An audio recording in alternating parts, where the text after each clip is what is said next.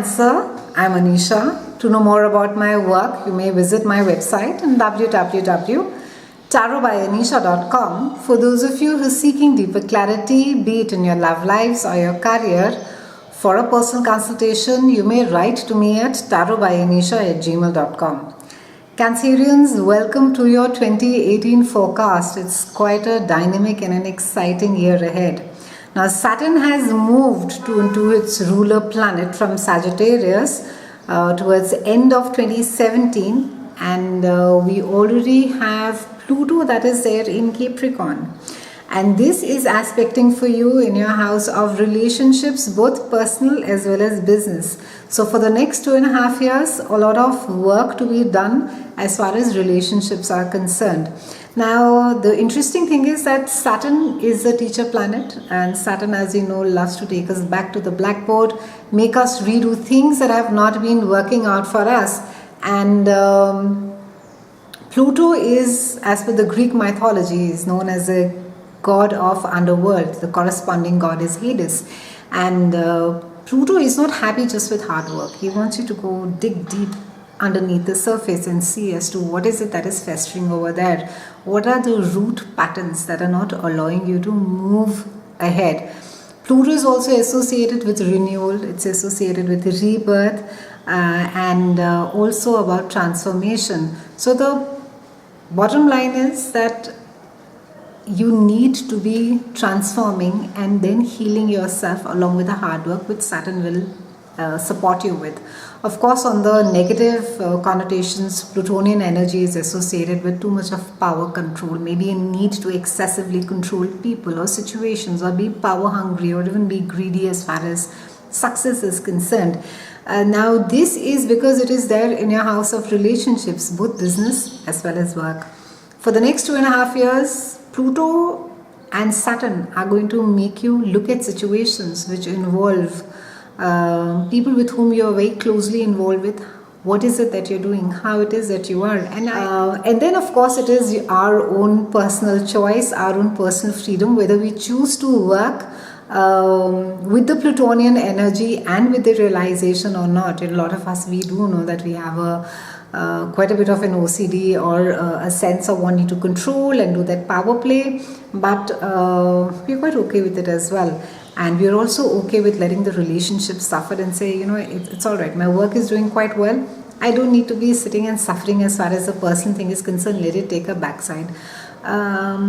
What the next 2.5 years are doing really is that they're allowing you, they're giving you an opportunity to redo stuff. They're asking you to redo your patterns. So whether you need it or not in your life, Cancerians, it can just help you evolve and grow and make your foundation far more stronger. And I think it's a wonderful time. So be willing to roll up your sleeves and get to work.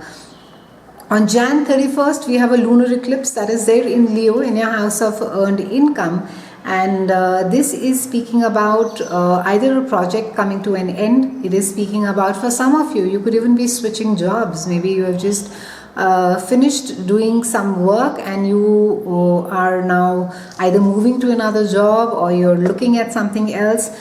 This house also deals with your self-esteem, your sense of value, your self-value that you have. So it could be a time where you could be judging yourself a lot with the kind of money that you make. So be aware of the fruition or closing up of things, or things coming to an end. February 15th, we have a solar eclipse that is there in your house of joint finances, resources, sexuality, and transformation. Now, mid-February, it's a window again. If there have been power struggles, especially at work, or even I would say in personal relationships, you know, where you feel that, oh, I'm working so hard and this one is not getting on the table and I'm supposed to be doing everything. It's a time to be re-looking at your pattern that maybe you have too much of that OCD to be wanting to do things at a certain speed and in a certain specific way, which the other person is not wired to. And there has to be more acceptance, and there has to be less comparison, and there has to be this less of whether it is criticism or it is nitpicking or it is sort of silently being really judgmental. On the other hand, in personal relationships as well, there's a new use this window to have open conversations. Be transparent, Cancerians. Have as much as you don't want to sort of mutter things behind and not sort of confront. Use this time to gently explain and even ask for understanding. On May the 16th, we have the rebellious wild boy of astrology, Uranus, and he's moving from Aries to Taurus. And it's going to be there for several years in your house of groups of people with whom you share similar goals, similar desires. There could be even hobby clubs. And Uranus is going to be there for some number of years for you. And he's unpredictable, chaotic. That could mean that you could come across people who are really exciting. They could be from different walks of life. They could be quirky. They could be weird. June 26th to August 27th, we have Mars, which is retrograde. And first of all, not a great time to be getting any surgery done with a Mars retrograde. But because it is there in your house of joint finances, taxes, inheritances, be extra careful about your paperwork, which has to do with your balance sheets, and also great time to be taking a second opinion. It's a great time to be doing your budgets and seeing as to how it is that you are allocating your money. On the 12th of July, we have a solar eclipse that is there in your own house, and that's a lovely placement. This is speaking about I think an opportunity again to be looking at where you want to see or where you see yourself in life, redefining your goals for yourself. Some of you could be redoing your wardrobe. Some of you could be looking at your work with, there could be a renewed sense of hope, or it could even be a fresh perspective in certain cases. 22nd July, we have a lunar eclipse that is there in your house of joint finances and resources. And it seems to me that some challenging situation could come to an end during this time. Maybe something that you could be battling it with a partner, or it could just simply, that tension could just sort of dissipate during this time. There would be less of a tussle, or less of a, who's bringing what on the table, or I need to be proving things, and so on and so forth. August 11th, we have a solar eclipse in Leo, and this is there in your house of earned income and self-worth. And this is quite a lovely placement in August. It speaks about a new job for a lot of you. It speaks about a new career path. It speaks about starting a project which is very close to your heart and which will be commercially successful as well. From October 5th to November 17th, Venus is going retrograde, quite a rare occurrence. And she is going retrograde first in your house of love, romance, creativity and children. And then it is moving back into your house of home. That's a space which you share with other people. Now, two things. Not a great time to be getting married, October, November. Not a great time to be committing and promising more than you can deliver, Geminians. Be very careful. You tend to sort of get excited and say that, okay, fine, let's do this. But then, life happens. Because it is aspecting initially your love house, it can be that, and it also has to do with your children, it can be that as far as the relationship is concerned, that you will go back on something.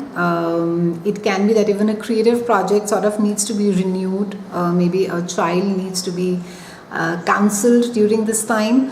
And later when it is moving into your house of home, then it's not the best of time to be buying expensive stuff for your house, or renovating it, or getting any even I would say renting, leasing and buying, but try not to make some major structural change in October and November. November 8th, we have Jupiter that moves to Sagittarius, that is its ruling planet, and it's a wonderful placement, and it's there in your house of health and work, and it's there for a year, and it's a beautiful placement because Jupiter is very comfortable in Sagittarius, and it's all about expansiveness. It's going to encourage you to work out, to try more diets, it will expand your work as well. However, because Jupiter is in Greek mythology, we also call him as the god of sky, be careful about the excessiveness that it will bring along with it. There's never sort of a small tiny disclaimer note at the bottom of something which is really good. So watch out. You can put on really a lot of weight. Your sweet tooth can just go all out of proportion. So try to keep a balance and try to stick to a diet which is not really a fat diet, something which you can stick to, work at it, and watch the results. It's been a pleasure speaking with you, Geminians. It's a wonderful year. I'll see you again soon, and thank you so much for watching.